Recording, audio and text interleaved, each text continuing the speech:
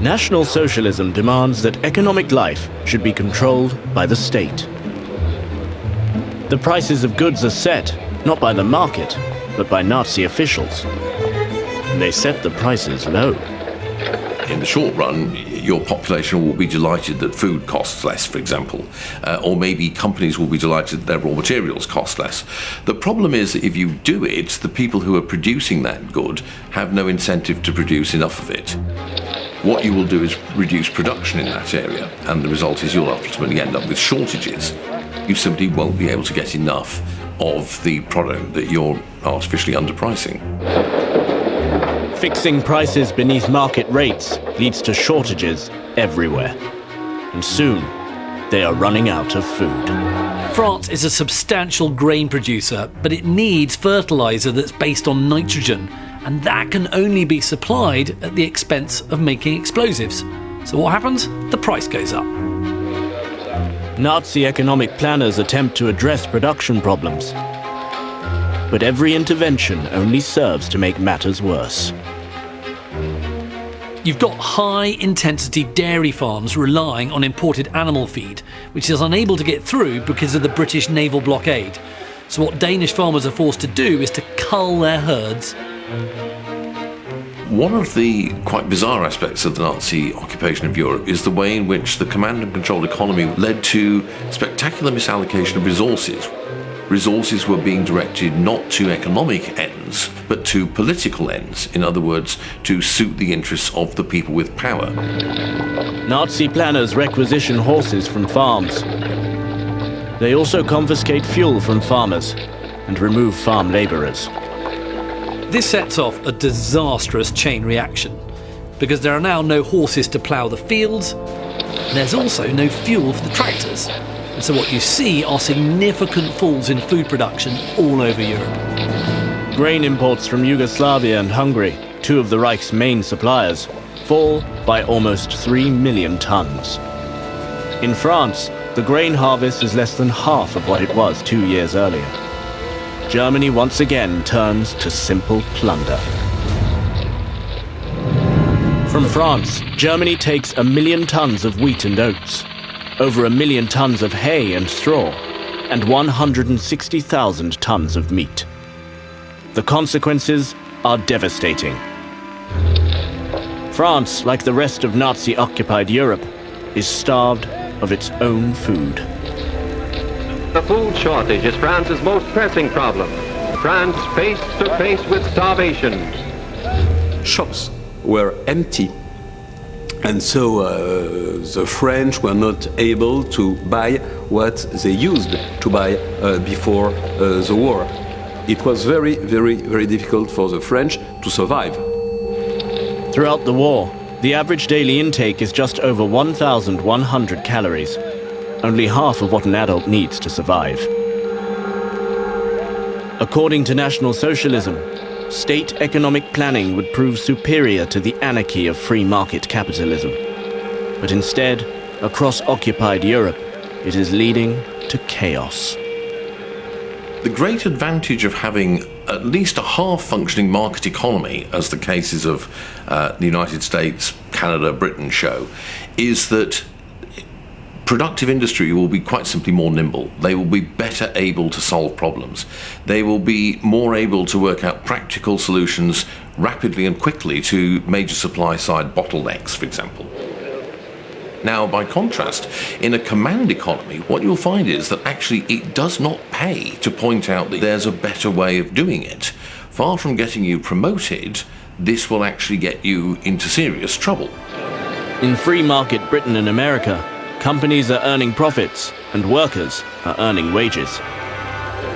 In occupied Europe, industry is operating under duress. French workers were not induced to work a lot because they had not enough food, because the wages were always late, and this can explain to a certain extent the decrease of productivity. Disaffection in the workforce costs the Germans dearly, especially in key sectors like coal mining. When the Germans took over, what they did was to abolish breaks and extended the working day, and there was no increase in wages. So as a result of longer hours and insufficient rations, the miners went on strike. Those miners were really underfed, and moral conditions were terrible because the Germans put soldiers with weapons on the mines. And so it was also a very, very bad atmosphere to produce, which explained the lack of enthusiasm of coal miners. Production quickly slumps by 20%. Soon the coal available to Nazi-controlled French industry falls to half its pre-war level. And less coal means less steel. If you've got labourers working down in a coal mine and the coal is supposed to feed your steel industry and your locomotives and everything else, but they're starving, their production goes way down. So you can't get the coal, and then it has a knock-on effect on everything else. Less coal and less steel means less of everything you need to win a war. The aircraft industry is especially affected. Every month it needs 120,000 tons of coal just to make the alloys for the planes the Germans ordered. But Germany's only able to supply 4,000 tons, which slows production right down. Now, when you couple that with a demoralised workforce, the French struggle to fulfil those orders. By the end of 1941, France and the Netherlands produced just 78 aircraft. Substantially less than the Germans, who by now are making almost 12,000 planes a year. However, the British are soaring ahead, producing an astonishing 20,000 aircraft. It's actually quite hard to believe that the Western European countries, now dominated by Germany, had been such a formidable economic force, with a combined GDP greater than that of Britain. But by the beginning of 1942, they are barely functioning. Raw materials are running out everywhere. A crippling shortage of oil brings France to a standstill. Thousands of liters of milk are discarded every day because there's no way of transporting it. To keep food flowing from France, Germany is forced to export fuel at a time when it is also running out. The economic mismanagement in the Second World War in Central Europe is enormous. The whole question of production and distribution becomes a huge problem for the Germans as the war progresses.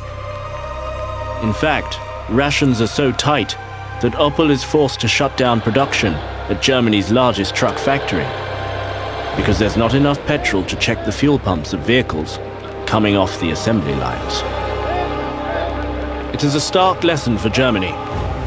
Having stripped the occupied territories of their capital and resources, they are no longer productive. The empire it craves is crumbling to dust. The one resource the occupied territories can provide is manpower, to replace the hundreds of thousands of soldiers who are being slaughtered on the Eastern Front. Young Germans were leaving fields and factories, so they had to be replaced. And Germany relied on forced labor. French prisoners are thrown back to their families in exchange for able-bodied countrymen condemned to servitude in their stead. At first, Germany tried to attract French workers on a voluntary basis.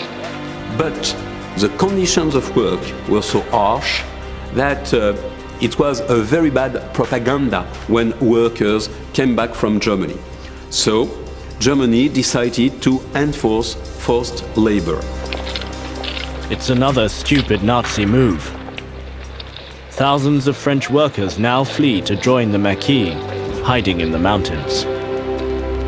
This guerrilla resistance force will cause havoc for the Germans. As for all the forced laborers in German factories, they now do everything they can to disrupt production. For the leading Nazis, the idea was that there was this population out there in Eastern Europe.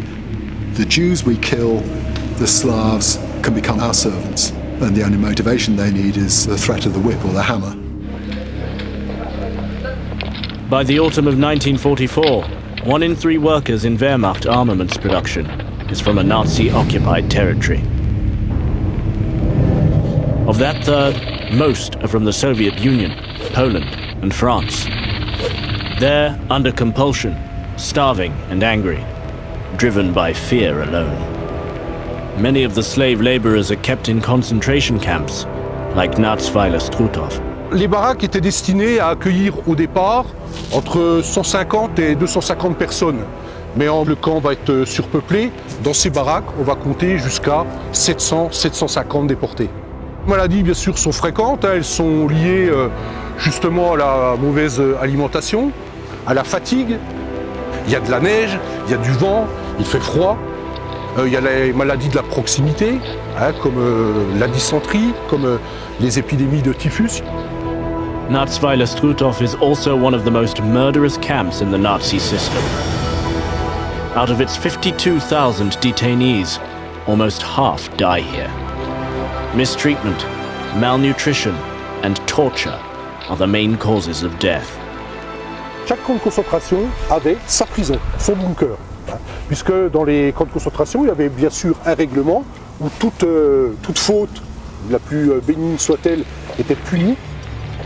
In total, the Nazis abduct approximately 12 million people from almost 20 European countries over the course of the war. This is Belsen, where people from all parts of Europe were herded. Here the living walked among the dead. Typhus and starvation killed over 60,000. Slave labour freed up German labour, but it was a profoundly mistaken policy as well as being inhumane and ethically wrong. That's because slave labour is never as productive as free labour. Why should you be productive, work hard, make an extra effort, much less be innovative, when all of the benefits of that extra effort and innovation are going to go to your owner or master, whom you almost certainly hate and despise? You tend to be having a whole group of people who do not want to be where they are and are usually motivated to work against the regime that's forcing them into this horrible situation. And so slave labour typically will be malingering, foot dragging, and will find all kinds of ways to interfere with production and be less productive than it might be. Simply being slipshod and not very efficient in producing parts can have disastrous results. We must have the world's most powerful club. Forget hours. Forget working conditions. No freedom here. No labor unions. No overtime.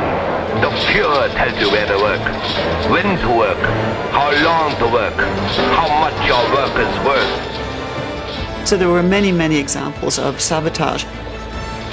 For example, pouring concrete that looked as if it was well mixed, but it was actually too weak.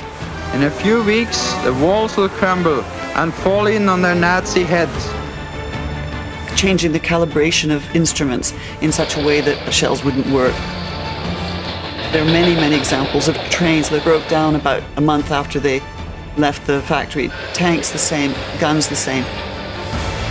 For the Nazis, it's a spectacular own goal.